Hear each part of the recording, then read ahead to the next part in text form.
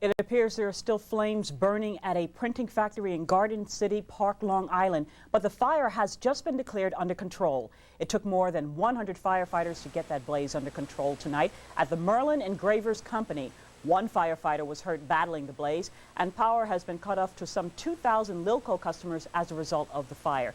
Now, if the lights are not on already, they should be on within a short while, Lilco tells us. And let's find out what Jerry has to tell us about sports tonight. Jerry, the odds makers said the game was even between the Knicks and the Sixers. And they were right. That's when they started off. It was nothing, you know. But they lost. Bill Cosby was at the game, incidentally. That's what we need, more jokes at the Knick games. He actually is a Sixer fan because of his background in Philadelphia, but that's another story for another day. All right, let's take a look at how it happened at the Garden tonight. Busy place, the Garden. College basketball this afternoon. The doctor doing his thing. There are times he looks like he's 25 years old. Bank job there. Then Henderson loses the ball here on a blind pass. It's cheeks to the doctor. A little showtime here. Had to leave later with a hand injury. Then Barkley, Tony, and to Hinson, one of many fast breaks for the Sixers throughout the night. They led most of the way. The Knicks, Walker to Ewing, who had 24 points. Wilkins in the second quarter, baseline drive and a stuff. Second half, Knicks looking good, coming back. Henderson to Walker with the left hand up and in. And then a steal by Henderson here. Fast break by Walker. They closed it to 2, but then they just crumbled and lose 111 to 101. At Milwaukee, tough game. Nets trail by 2 with 4.5 to go in the game. Early in the game, Pressey spots Pierce underneath, going back door. He's open for the shot. And here's Pressey. You talk about a tough bank job. Whoa, look at this. Everybody all over him, and he goes in. The press.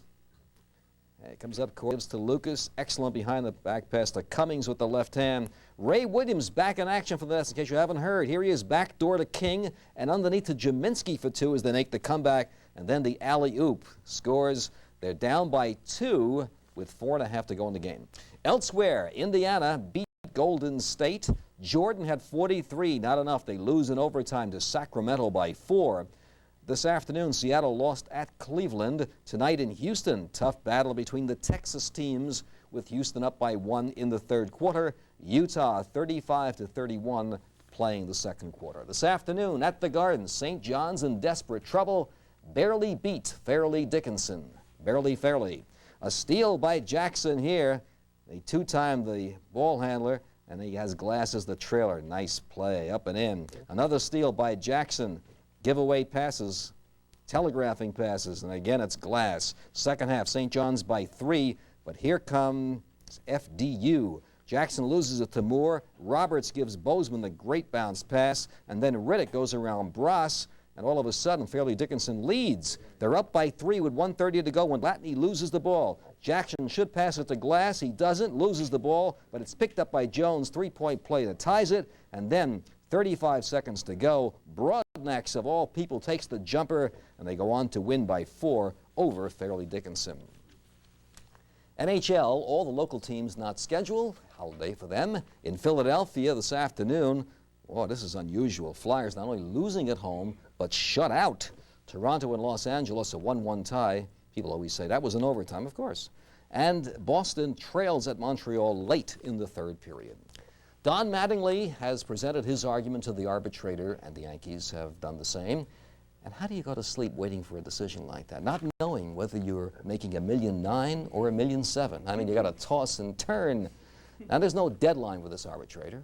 It's got to be in this century, of course. So we're awaiting a decision to find out how rich Mattingly will be.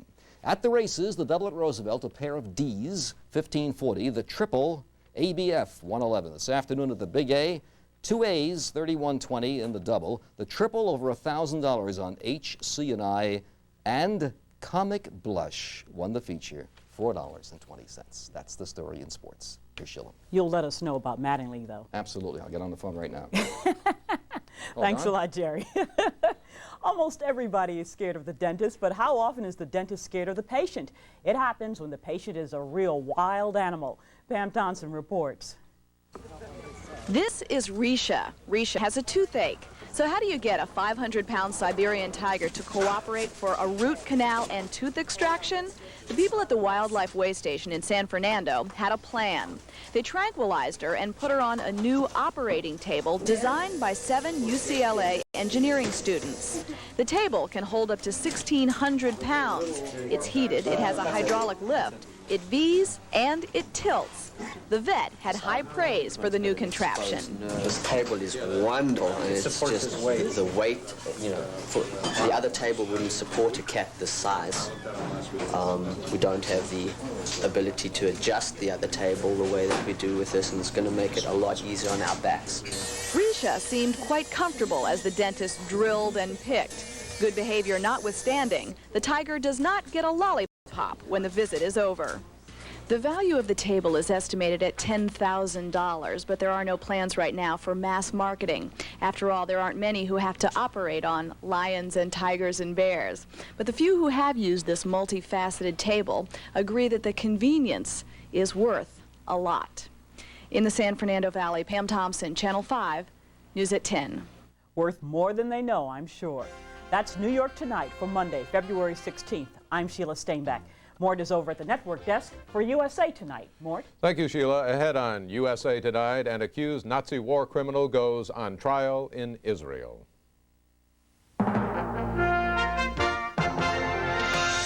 Tonight, an international peace conference in Moscow. The star attraction, Mikhail Gorbachev.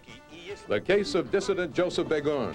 The Soviets say he's free. His family says he's not. Mr. Arbitov told the whole world a lie. Also tonight, a follow-up on America, the TV series. How the U.S. really sees its enemies. Also, it was only a matter of time. Tabloid TV is here. What you're seeing here is a living, severed human head. And putting old age on ice. He's over 70 and still has a lot of goals to achieve. From the Independent News, this is USA Tonight with Morton Dean.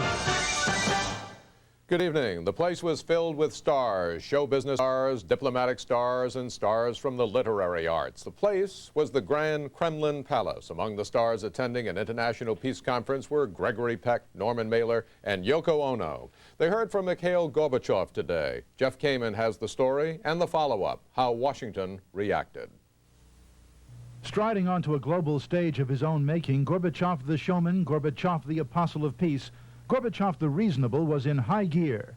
He invited the man he freed from internal exile, Andrei Sakharov, the most famous Soviet dissident, to be in the audience. Chris Christopherson, star of the anti-Soviet TV series America, was also among the invited. The image he sought to project was clear. Unlike previous paranoid regimes, Gorbachev's Soviet government is unafraid of criticism from within or without. In his hour-long speech to an international peace conference, Gorbachev said his policy of openness, which included the recent release of 140 political prisoners, is not the result of pressure from the West, as the Reagan administration has been quietly telling reporters. And former CIA Director William Colby agrees. He's trying to get more productivity out of the Soviet system